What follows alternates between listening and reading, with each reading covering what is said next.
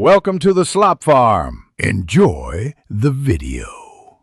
You start by ensuring Chrome is current and ready. This prevents compatibility issues.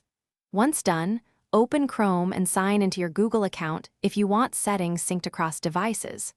Next, click the three dots menu, choose More Tools, then Extensions to view installed items.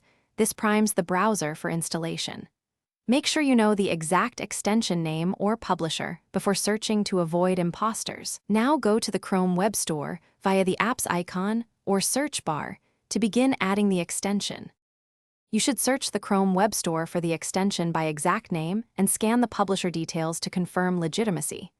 Once located, read the description, recent reviews, and check the permission list. These explain what browser data the extension can access and why. When you're ready, click Add to Chrome. A permission dialog appears. Make sure to read each permission line because consent grants access.